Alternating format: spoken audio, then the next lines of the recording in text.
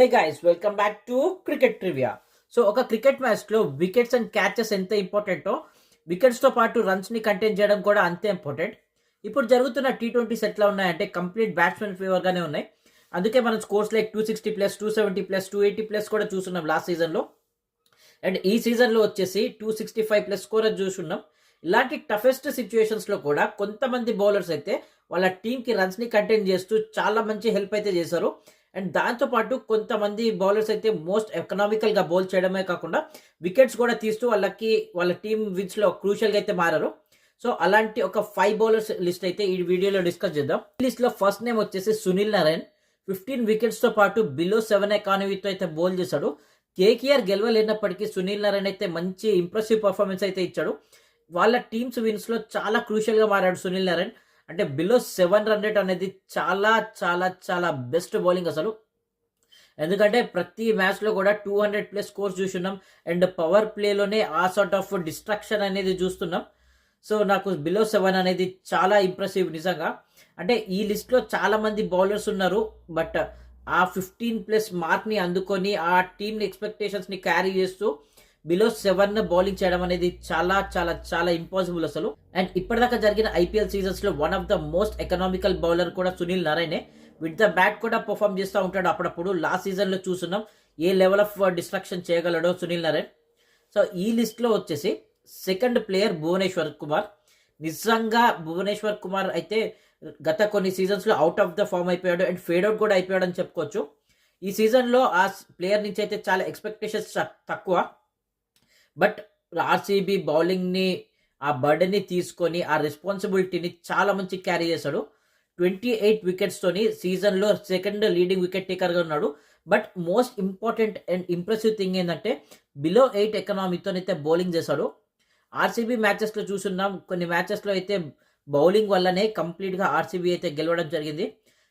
One of the best example వచ్చేసి last మ్యాచ్లో క్రూషియల్గా మారిన టైంలో భువి అండ్ హేజల్వుడ్ ఆ ట్రయో అయితే నిజంగా చాలా ఇంప్రెసివ్ చేసింది.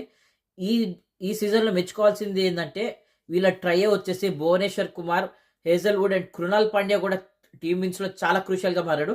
బట్ నిజంగా భువనేశ్వర్ అయితే out of the box bowling చేశాడు. సో ఈ లిస్ట్లో థర్డ్ నేమ్ వచ్చేసి జాసన్ హోల్డర్. అసలుకైతే ఈ ప్లేయర్ నేమ్ అనేది లిస్ట్లో సెకండ్ ప్లేస్లోనే ఉండాల్సింది. But Bhuvneshwar Kumar outstanding feat కారణంగా అయితే థర్డ్ ప్లేస్లోకి మూవ్ చేస్తున్నా. 17 wickets in 11 matches with an economy of 7.56. నిజంగా ఈ స్టాట్స్ అనేది అవుట్ స్టాండింగ్ అసలు. చాలా ఇంప్రెసివ్ బౌలింగ్ పర్ఫార్మెన్స్ చేశాడు. జీటీ విన్స్లో చాలా మ్యాచెస్లో క్రూషియల్గా అయితే మారాడు. అవసరమైన టైంలో ఇంప్రెసివ్ బౌలింగ్ చేంజెస్ అసలు ఆ సార్ట్ ఆఫ్ వేరియేషన్స్ కానివ్వండి చాలా ఇంప్రెసివ్ అనిపించినాయి నాకు. చాలా అంటే జేసన్ హోల్డర్ బౌలింగ్ చేస్తున్నప్పుడు అబ్బా నిజంగా ఇట్లా ఇంత మంచి బౌలింగ్ చేయగలడా. ఎందుకంటే ఆల్రెడీ చూస్తున్న వెస్టిండీస్ మ్యాచెస్లో చాలా మ్యాచెస్ని గెలిపించాడు. బట్ ఇంత క్యాపబుల్ ప్లేయర్, ఎందుకంటే ఆ ప్రెషర్ సిచ్యువేషన్స్లో మన మైండ్ ఎంత మంచిగా రన్ అవుతుంది అన్న దాన్ని బట్టి మనం బాల్స్ అయితే డెలివర్ చేయగలుగుతాం.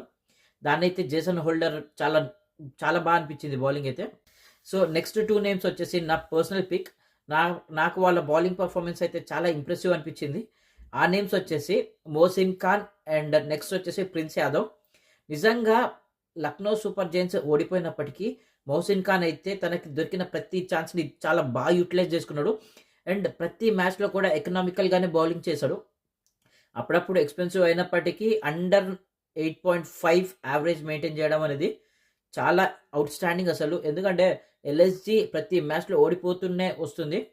బట్ మోసిన్ ఖాన్ అయితే చాలా మందిని ఇంప్రెస్ చేశాడు. అండ్ మేబీ ఈ నేమ్ అనేది ఫర్దర్గా ఇండియన్ బౌలింగ్ లైనప్లో ఇంక్లూడ్ అయ్యే ఛాన్సెస్ ఉన్నాయి.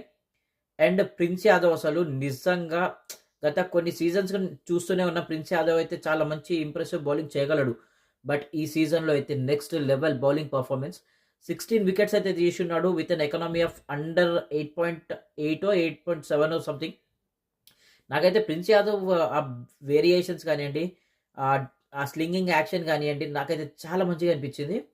ఒకవేళ నెక్స్ట్ అప్కమింగ్ మ్యాచెస్లో ఇంటర్నేషనల్ మ్యాచెస్లో ప్రిన్స్ యాదవ్ అండ్ మోసిన్ ఖాన్ని తీసుకుంటే కనుక ఇండియన్ బౌలింగ్ లైనప్ అనేది నెక్స్ట్ లెవెల్కి వెళ్ళిపోతుంది. ఎందుకంటే మనకు ఆల్రెడీ బూమ్రా ఉన్నాడు, భువి ఉన్నాడు, షమి ఉన్నాడు. అండ్ ఈ ప్లేయర్స్ కూడా వచ్చారనుకోండి ఇండియాని కొట్టే లైనప్పే లేదు అసలు. మేబీ కొంతమంది ఫాస్ట్ బౌలర్స్ ఉండొచ్చు, but they impressed a lot.